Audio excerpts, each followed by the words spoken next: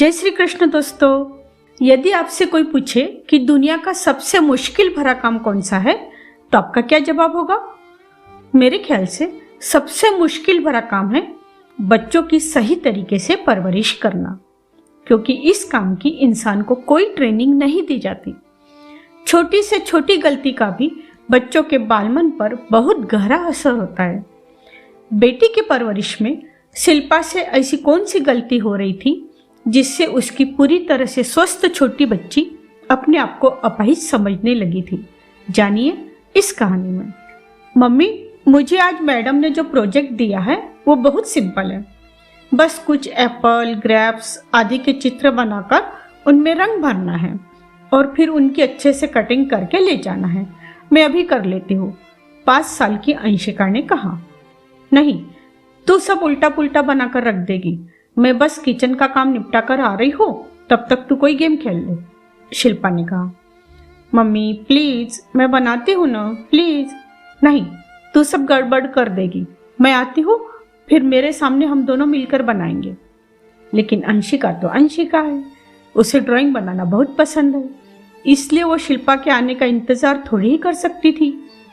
Kitchen का काम निपटाकर थोड़ी देर बाद जब शिल्पा कमरे में आई तो देखा कि अंशिका चित्र बना रही है और थोड़ा कलर उसकी ड्रेस पर, थोड़ा जमीन पर गिरा हुआ है और कलर के कुछ छींटे ड्राइंग शीट पर भी उड़े हुए हैं। यह देखकर शिल्पा का पारा 7वें आसमान पर चढ़ गया। तुम्हें बोला था ना मैंने कि रुक जा, मैं आ रही हूँ, लेकिन तुम सुनो तब ना। 10 मिनट रुक जाती तो तेरा क्या बिगड़ जाता? अब साफ सफाई कौन करेगा? किचन का काम करके वैसे भी थकान हो रही थी और अब ये काम करो। नए ड्रेस के दाग निकल भी गए तो भी उसकी शाइनिंग कम हो जाती है। कैसे समझाओ इस लड़की को? तुम्हारे स्कूल वाले भी ऐसे ऐसे प्रोजेक्ट दे देते हैं, इतने छोटे बच्चे को कैंची से अच्छे से कटिंग करते आएगी क्या? रंग ही तो बराबर नहीं भर सकते। जितना ड्राइंग शीट पर उपयोग नहीं करते उससे ज्यादा इधर उधर गिरा देते हैं। तुम अपने आप को सुपरमैन समझती हो क्या, जो सब कर लोगी? मैंने कहा था ना कि मैं आ रही हूँ। शिल्पा लगातार बड़बड़ किए जा रही थी। सॉरी मम्मी, लेकिन मैं बनाऊंगी नहीं तो सीखूंगी कैसे? पहले चीजों को संभाल कर इस्तेमाल करना तो सीख लो, फिर ड्राइंग बनाना सीखना। जब इतना ही सीखने का शौक है तो अच्छे से बनाना था ना। शिल्पा ने बड़बड़ करते हुए उसका प्रोजेक्ट बनाया। दूसरे दिन अंशिका स्कूल से आई तो बहुत खुश थी। मम्मी, मेरा प्रोजेक्ट देखकर टीचर ने मुझे क्लैप दिया और मुझे A+ भी मिला। A+ तो मिलना ही था, तुम्हारी मम्मी ने इतने अच्छे से जो बना कर दिया था। इतना सुनते ही अंशिका का चेहरा उतर गया। हाँ मम्मी, प्रोजेक्ट तो आप ही ने बनाया था, मैंने तो कुछ बनाया ही नहीं था। मतलब वो क्लैप और A+ दोनों आप ही को मिले हैं। काश आप मुझे बनाने देती। ऐसा कहकर वो चली गई। शिल्पा A+ ग्रेड मिलने की खुशी में इतनी मग्न थी कि अंशिका की उदासी की ओर उसका ख्याल ही नहीं गया। एक बार शिल्पा प्रेस कर रही थी। अंशिका ने कहा, मम्मी मैं नींबू शरबत बना लूं? नहीं, तुम्हारे हाथ से थोड़ा सा भी सिरप नीचे गिर गया तो चींटियों की लाइन लग जाएगी। मैं बहुत अच्छे से बनाऊंगी, बिल्कुल भी नहीं गिराऊंगी। आपने नींबू का शरबत बनाकर ही तो रखा है ना फ्रिज में। सिर्फ फ्रिज में से निकालकर थोड़ा सा सिरप ग्लास में डालकर उसमें पानी ही तो मिलाना है, उतना तो आता है मुझे। प्लीज मम्मी, प्लीज, मैं बनाती हूँ ना। नहीं नहीं, तुम गिरा दोगी, बाद में मेरा ही काम बढ़ेगा।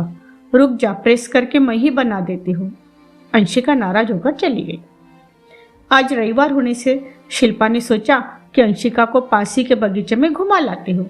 उसके पापा तो 4-5 दिनों के लिए ऑफिस टूर पर गए हुए हैं। बगीचे में बहुत सारे बच्चे अलग अलग गेम्स खेलने में मग्न थे। एक 10-11 साल के बच्चे को उसकी मम्मी व्हील चेयर पर लेकर आई थी।